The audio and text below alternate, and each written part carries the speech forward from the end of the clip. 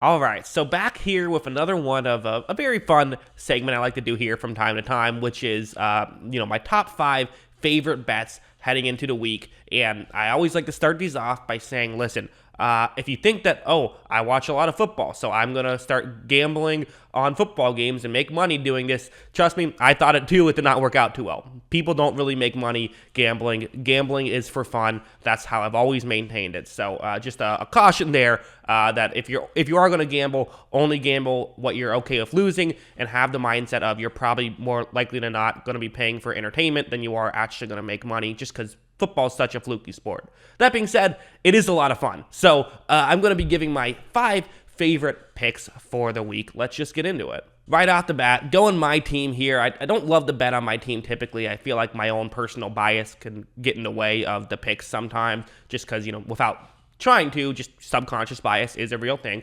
in lots of ways, not just sports. But that being said, I like the Buccaneers in this game. I do. I think the Buccaneers have a really good chance to blow the brakes off of the New York Jets. It's mostly just I don't love the Jets defense. I don't know how they're going to cover Antonio Brown. Mike Evans probably will be back. Even if he isn't, I think that they should be all right offensively to really have a good day. And I think that Tom Brady, few things he loves more than to terrorize the New York Jets. So I think that the offense will have kind of an explosion. And the flip side is with Zach Wilson, it's like, do we really trust him against a Todd Bowles scheme where he's going to get blitzed a lot? They cover well, they rush the passer well. This Buccaneers defense really underrated. I think it's a very good defense, and it's something that I think Wilson could have some trouble with, especially if guys aren't getting open, which they probably won't. Like we saw in a similar scheme when Zach Wilson played the Patriots, he had a hard day. Now, the flip side is, in some ways, it might be better when, there's a different play every time, because Zach Wilson can kind of just not have to worry about like going through progressions or anything and can just go out and play football. Listen, the Buccaneers do have a long history of making rookie quarterbacks look incredible, or young quarterbacks in general look incredible. I still have flashbacks to that Mitchell Trubisky 6-touchdown game, which will never leave my brain. Mike Smith isn't there anymore, but even like the Todd Bowles era, Daniel Jones had a great game in his first start against Tampa Bay. It does happen. So it's a little fascinating here, but obviously I think that Tampa Bay should be favored. You'll by this much, and I think that I still like them minus 13 here. Next, I'm going to go with another big spread. Sometimes these big spreads are not the worst thing in the world. Late in the season, you kind of know who these teams are now, and the reality is, I know Jimmy G is hurt. I know that's a factor. It is. There's no denying that. But I still think that I kind of like the I like the 49ers in this matchup solely through the factor of I think they could run all over Houston. I also don't know how sold I am on Davis Mills yet. I know, hot take, but I still like the 49ers defense against the Texans offense. I still think that matches up well, and I think they could just run all over Houston, which typically when it's like, okay, if the game plan is to run a lot, then are we going to love the idea of, picking a team with a big spread? I still think yes, though. I think that they'll be able to run it effectively enough that I could see them being up like 14 points at the end of the half, let alone at the end of the game. So yeah, I like San Francisco to win by a lot. And I think one other factor is the 49ers just lost a game that they felt like they could have won. And, we all like to talk about, the teams on paper and all of this stuff, but, sports still do have emotions in it. And the 49ers are a proud team. They probably feel like they got embarrassed last week, even though they lost to a good team. They don't want to have it happen again. They're going to come out guns blazing, and in Houston's, they're preparing for next year. So I like San Francisco in this one. All right, my next pick, going with an underdog here. So again, Raiders plus 7.5. So all you have to do is keep it within a touchdown against Indianapolis. And part of it does come into a factor of these are two teams that there probably won't be a ton of possessions. So you're giving me a bigger spread. I like that already. I think the Raiders are pretty good. Like, the Raiders aren't a bad team. I don't think that these teams are like that dramatically different in terms of talent. I think that the Colts, I probably would say, are, I'm picking the Colts to win the game, but like I think 7.5 feels like a big spread here.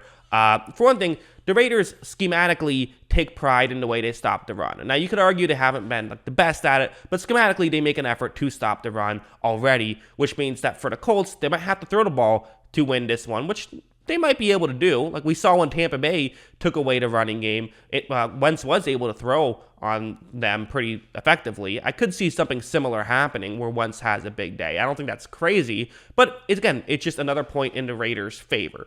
The Raiders do have an offense that I think they should be able to get stuff going against the Colts. I think that, again, Derek Carr is playing really good football right now. They have a clear advantage in terms of quarterback. I still like the Colts to win the game because they have Jonathan Taylor. They have, I think just they're more healthy because the Raiders do have some, again, the Darren Waller thing being up in the air that concerns me about picking the Raiders, but I like the Raiders to, at the very least, cover.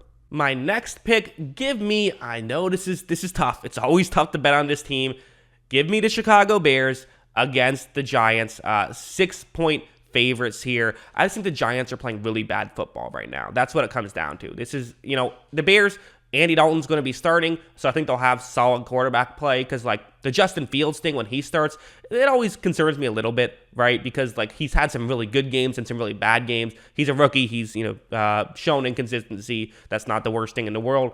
But because of that, it's just concerning to bet on. But with Andy Dalton, I feel like I can understand these two teams a little bit better. I know who Andy Dalton is. So that alone, I do kind of like. And so I like the Bears to be able to move the ball against this Giants defense, and I really like the Bears to be able to stop the Giants offense, not because the Bears defense is good, but because they're playing the Giants offense, which is just horrible. It's just not a good offense. So that's the main reason why it's more of a pick against the Giants. Jake Fromm or Mike Glennon, they've both been bad this year, so I don't know which one you want. And they don't have a ton of, they've been too injured. The offensive line sucks. Receiving core, I think, is good when healthy, but it just hasn't been healthy all year. So just a tough situation for the Giants. So I'm going to bet against them. And finally, I don't have a graphic right here, unfortunately, because the line has changed. I'm actually going with a different game now because of the think something that happened. I'm picking the Packers minus 13.5. Over the Vikings, because not only are the Vikings without Kirk Cousins, but they're intentionally going away from Kellen Mond, which I've talked to death. I think it makes zero sense. I think it might be generous to say that the Vikings have a replacement level quarterback at this point playing for them. So that's tough, and that's not good. That's very much not good. So because of this, I think that I'm definitely thinking the Packers should be able to blow out the Vikings. I think that I don't know how the Vikings move the ball too effectively. If they're going to try and just run the ball every single play, I don't know if that's a great strategy. I just don't think that really works. I know the Patriots did it and they won, but they scored 14 points winning. I don't think it's a great way to do it. 14 points will not be enough to even cover a 13.5-point spread against Aaron Rodgers. So I like the Packers, even with a big spread. Picking a lot of favorites with big spreads in this one, which usually I don't love doing, but I just think it makes sense this time because I don't know. I think that without a quarterback, you're going to struggle. And it's one thing that you might have a chance if you have a great defense. The Vikings defense is fine, but you're going up against Aaron Rodgers. You're going up against one of the best offenses in the league. It's an offense that had no problem against you last week. They won that game really because of Kirk Cousins, who's now not going to be there. So that's tough for the Vikings, no doubt about it. But yeah, that's what I would say. So yeah, those are my 5 picks. What are your picks? And what's one that maybe, let me know in the comments below. Which ones do you agree with? Which ones do you disagree with? Always love hearing from you. And of course, as always, thanks for watching.